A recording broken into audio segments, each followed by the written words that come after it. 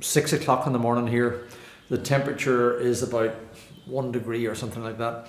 So you'll forgive me if I don't dolly on this subject, important as it is. I'd like to speak to you about alarms on the Gardner engine. This is a very, very simple subject, but a very important subject. I can't emphasize how important this is. I don't know how many times my own poor 5LW engine has been saved because I had alarms fitted. And I had allowed the engine to overheat, the alarms went off, and luckily I was able to save the engine. Okay, the Gardner's an incredibly reliable engine, very, very simple, very seldom do things go wrong, but things do go wrong. And invariably it's a problem with a human being, not with the engine. Human beings forget to do things, and they forget to put in coolant, and they forget to put in antifreeze, and they forget to put in oil. So, alarms. Now, where would we want alarms on a Gardner? Common sense tells you really we need an alarm for temperature if the engine overheats. Perhaps also temperature if the engine is going to be frozen in a different context. And we want to make sure that the oil pressure doesn't drop below some set point. So let's consider temperature first of all. Now you can get all sorts of fancy temperature switches that will go onto the water rails here. They're not expensive, very easy to wire up. But my own favourite is the simple domestic pipe stat. They're not expensive at all. Again, very easy to wire up. They can be wired in such a way that they'll switch on a pump or they'll switch on an alarm. They can be wired in such a way that they're normally on or normally off. So they're very flexible. And the big advantage of them for me is that you can test them. At any point you can simply go to your engine, adjust this knob here, and if you adjust it low enough, the alarm will come on. So you can test the alarm every month, every day if you want. Now, some people might argue that that's a disadvantage because somebody could come along and meddle with the knob. It's easy enough to take that knob off, it just pulls off. But I'm sure you can get around that. I suggest that the advantages outweigh the disadvantages, primarily cost. So I've got one fitted in here. I'll show you a close-up now of a pipe stat fitted on the top water rail. It might be better to have something stronger than cable ties securing the pipe stat here. On a 4LW here. So the second one then is oil pressure. Now oil pressure is not quite so simple. In oil pressure we've got to fit a specific switch, and in the LW engines we can fit the oil pressure, either the oil pressure sender, the switch in other words, here or up here, or we can fit all manifolds there and put them in a multitude of places. Switches are not expensive. You'll see this one here has got an adjustable screw in it. That's really quite useful because you can set the pressure at which the alarm will come on, and that avoids the issue of the alarm coming on whenever you've just switched on the engine. But generally speaking, I'm inclined to leave them at 0 anyway. Now, the alarms themselves, as you can imagine, there's a multitude of alarms out there and they're not expensive. Some are more flexible than others. So this is the first example that I want to show you.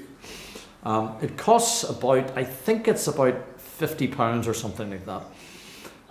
The advantage of that alarm is that it can be set up in such a way that it will detect either over temperature or low oil pressure.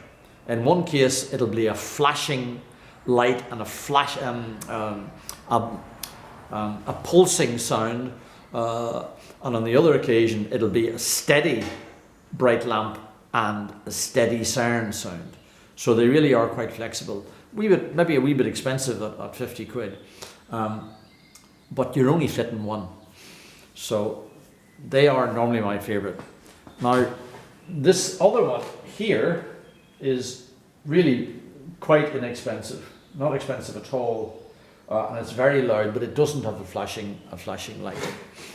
So now I'll show you examples of the two. I have to switch on my power pack here, which is a little bit noisy, I'm afraid, so you'll have to forgive me about that.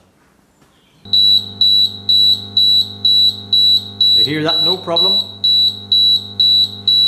And you'll see the lamp, no problem. The point is that you want the alarm to be loud, because you could be out on deck on your boat whenever something goes wrong. You might not necessarily be at your wheel or at your console or in your wheelhouse. So you need it to be loud enough so that you can hear it, even if you're down below in the engine room or if you're out on deck somewhere. It needs to be loud. So that's the flashing, relatively expensive one. Now we'll consider the less expensive version.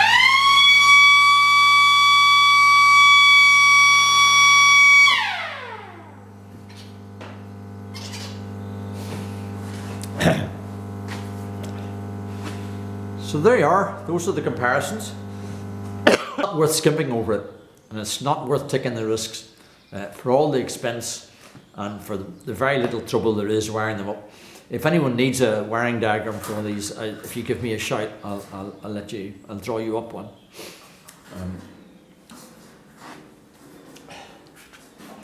Now, some people might argue that there is another disadvantage to the pipe stat, in that the pipe stat is set up for AC usage.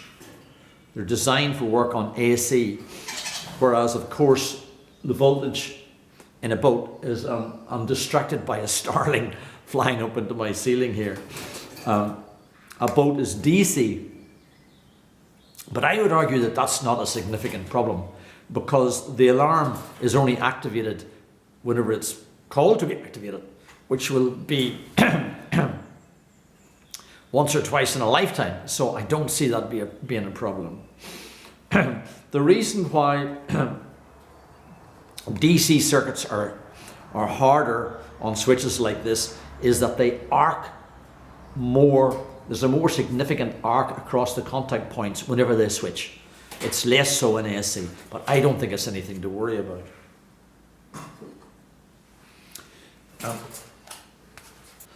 Another point to consider is that because the oil pressure alarm is set to come on whenever you've got low oil pressure, every time you switch on your ignition, the alarm's going to go off. Now, that's hard on your ears, but because Gardners are so easy to start, as soon as the engine fires up, the alarm will go off. So I don't see that being a problem. And it's also reassuring because, again, you know that the alarm's working, because it'll come on every time you switch on the ignition, it'll come on. So I don't really see that as being a problem. Another issue that I've come across here is that I have seen in some systems where, on boats in particular, they've got a switch which isolates the alarms. In other words, the skipper comes on, switches off the alarms, then switches on his engine, fires up his engine, and then reactivates the alarms again. I don't think that's a good idea, because it's so easy to forget, and you'll disable the alarms and you'll forget to put them back on again, and that could be quite an expensive mistake. So again, that's all I've got for you on alarms. If you have any questions, please let me know. But it's a very simple but really crucially important problem.